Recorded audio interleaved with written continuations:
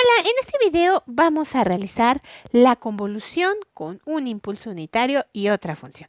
Por ejemplo, esta función f de t con esta función delta de t. Como se puede ver, es un impulso en el origen. ¿Cómo sería la convolución con un impulso? Bueno, de la definición de convolución sabemos que la convolución de f de t con delta de t está definida como una integral de menos infinito a infinito de f de t en el dominio de tau. Y delta está ubicada en el dominio de t menos tau. Ahí tenemos la definición de la convolución. Así que lo que primero que debemos hacer es llevar a nuestras funciones al dominio de tau. Vamos a llevar a f de t al dominio de tau y también a esta para posteriormente llevarla al dominio de t menos tau. Ahí ya están en el dominio de tau. Vamos a llamar a esta recta, este segmento de recta, esta variación en f de tau, f1 de tau. Y a esta variación vamos a denotarla, vamos a llamarla f2 de tau. Posteriormente la definiremos. Bien. ¿Qué hay que hacer ahora? Pues vamos a encontrar a la función delta de tau más t, que es desplazarla, desplazar a esta función. ¿Cómo nos quedaría? Ahí tenemos a la función desplazada, t unidades hacia atrás. Este punto que antes estaba en 0, ahora va a estar en menos t. Y ahora vamos a reflejarla, o sea, a encontrar la función delta de t menos tau.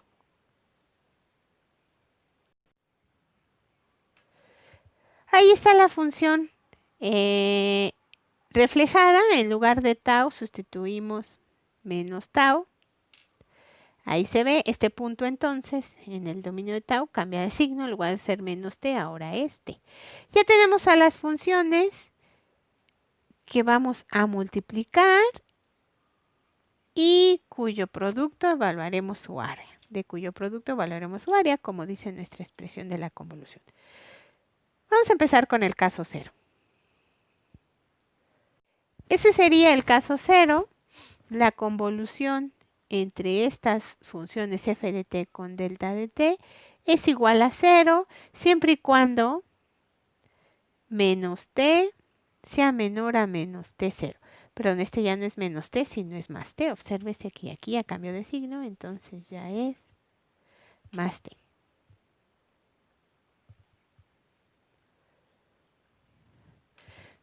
Es 0 mientras t sea menor a menos t0. Se puede observar que la gráfica roja en todo este segmento vale 0. Por lo tanto, pues a multiplicar por cualquier cosa el producto es 0 y su área también. Entonces la convolución es 0 siempre y cuando t sea menor a menos t0. Menor o igual, todavía, cuando es menor o igual, este puntito de aquí pues es 0. ¿Qué pasa cuando t aumenta de valor? Cuando supera el menos t0. Ya estaremos en otro caso que vamos a llamar caso 1. Cuando t supera entonces el menos t0, estamos en este caso donde la convolución entre f de t y delta de t es igual a ¿qué? ¿A qué es igual? Recordemos que es una integral del producto de la roja con la azul. ¿A qué es igual? ¿De dónde a dónde en los límites? Obsérvese que el producto solo existe en un instante, dado que la gráfica azul es 0 en todo el intervalo. Fíjense, aquí vale 0 la gráfica azul. En este segmento la gráfica azul es 0, por lo tanto el producto con cualquier cosa en todo este lado es 0, pero también de este lado, 0 por lo que sea es 0. Quiere decir que solamente no va a ser 0 donde la delta no sea 0, que es exactamente en el punto t. Exactamente en el punto t. Así que podemos decir que de t menos a t más, el producto, ¿quién es? Lo que llamamos f1 de tau, que finalmente es un instante, pero bueno, sigue siendo f1 de tau, por una delta, que es esta delta que aparece aquí. Esa es la función. ¿Esto cuándo empieza a ser cierto? Cuando t supere el menos t0. ¿Hasta cuándo? Imaginemos a la función delta que se va moviendo. ¿Hasta cuándo? Se va moviendo la delta. Se va moviendo. Se va moviendo. ¿Hasta cuándo? ¿Hasta cuándo? Efectivamente, hasta que t se empalma con cero. Vamos a deshacer aquí para no tener tantas. Exactamente cuando la delta empalma con cero, porque si esta delta supera el cero, empieza a involucrarse F2 de tau. Entonces, ahí tenemos el último instante de nuestra recta F1 de t, este instante que se está multiplicando con esta delta, hasta ese desplazamiento. O sea, hasta que t se empalmó con cero. Si unimos en un solo intervalo, ¿qué tendríamos? T menor o igual a cero, y aquí dice que t es mayor a menos t0. Ese sería el caso 1. Vamos a ver el caso 2. Este es otro caso porque cuando t supere el 0 empieza a involucrarse esta recta, por eso es el siguiente caso, le llamamos caso 2. F de t convolución delta de t, observamos cuál es el área de convolución y sigue siendo solo un instante, exactamente en el punto t. Así que vamos a poner nuestra integral de t menos a t más de la función f de tau, que finalmente es un instante, es un punto de f2 de tau, pero vamos a llamarlo por el punto f2 de tau porque pertenece, es f2 de tau, por delta de t menos tau diferencial de tau. Eso empieza a ser cierto, obviamente, cuando t supere el 0. ¿Hasta cuándo? ¿Hasta cuándo? Si se mueve esta función, ¿hasta cuándo? ¿Hasta cuándo? La convolución, o sea, esta integral está dada como dice esta expresión. Efectivamente, hasta que t se empalma con el punto t0. Si unimos en un solo intervalo, esto significa que mientras que t sea menor o igual a t0 y t sea mayor a 0, la convolución está dada por esta integral. Y finalmente, cuando t0 supere el 0, cuando t supere t0, la convolución pues vuelve a ser 0, ¿verdad? Entonces, para este ejercicio solamente hubo dos casos. Vamos a escribir los dos casos para resolver las integrales. Ya tenemos ahí los únicos dos casos, sumamos las integrales de menos t0 a 0, la convolución está dada por esta integral, de 0 a t0 por esta, y fuera de ese intervalo que va de menos t0 a t0, la convolución es 0. La convolución, como sabemos, es una función en el tiempo. Estas integrales nos van a dar una función en el tiempo, así que vamos a resolverlas. Y para eso vamos a hacer uso de la propiedad de muestreo de la función impulso, porque aquí tenemos la integral de un impulso por otra función. Entonces vamos a hacer uso de la propiedad de muestreo de la función impulso. ¿Qué dice la propiedad de muestreo de la función impulso? La integral de menos infinito a infinito de cualquier función por una delta ubicada en T1, pues es la función evaluada en T1. Eso dice la propiedad de muestreo de la función impulso. Siempre que queramos encontrar la integral de una delta multiplicada por otra función, siempre va a dar como resultado a la función evaluada donde se encuentra la delta, o sea, un punto. Vamos a ver, ¿en dónde se encuentra la delta aquí? ¿Y en dónde se encuentra la delta? Bueno, es una función ahorita, la delta está en el dominio de tau. ¿En dónde se encuentra? Aquí tau está reflejado.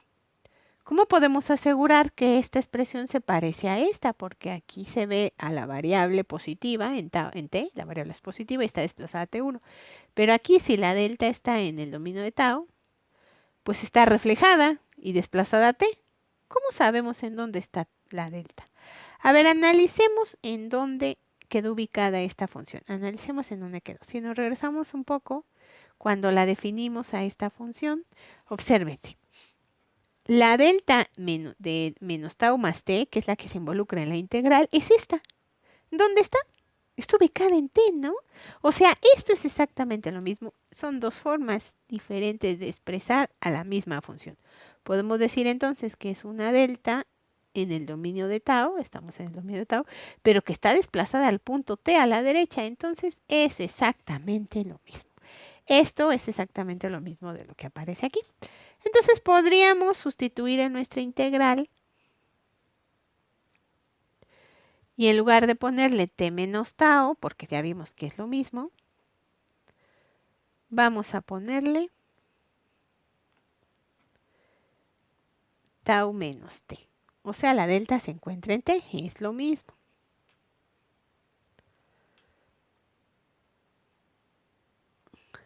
Y ya con eso podemos rápidamente decir que este resultado de integral es la función f1 evaluada en t. Y esta que está aquí de manera análoga es la función f2 evaluada donde se encuentra esta delta que es en t. Ahí lo tenemos.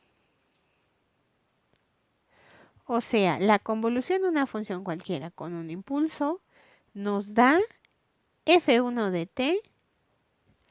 Vamos a ver los intervalos de menos t0 a 0.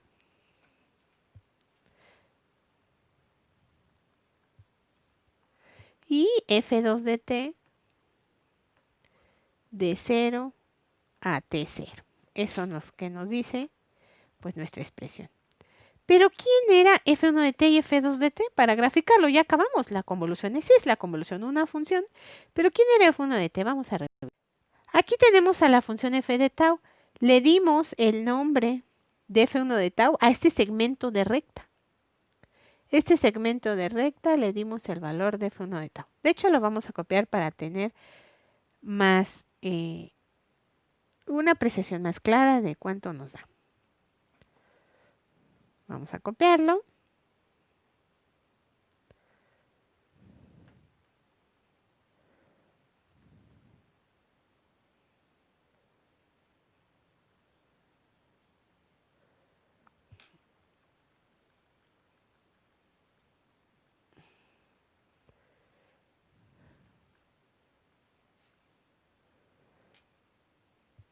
Vamos a hacerlo más chiquito para que no nos estorbe.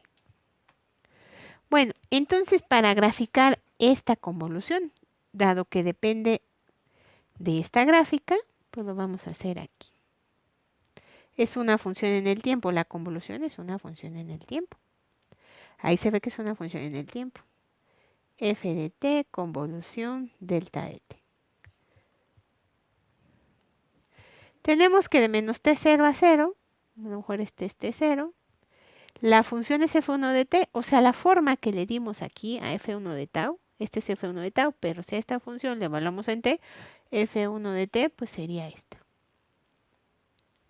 Y de 0 a t0 le damos pues el valor de f2 de t, que es f2 de tau evaluada en t, tendríamos esto. Como pueden observar, esta amplitud máxima era A.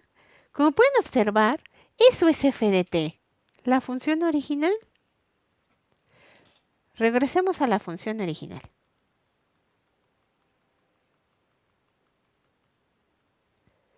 Esa es la función original f de t.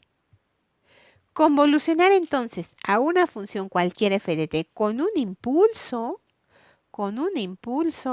¿qué nos da? Pues la misma función, como se puede ver, nos da la misma función. La misma función f de t. Pero, ¿qué pasaría si el impulso estuviese desplazado? ¿Sería lo mismo? Sería lo mismo si la función f de t se convolucionara con un impulso desplazado. ¿Nos daría lo mismo? ¿O qué cambiaría? A lo mejor un impulso desplazado t1.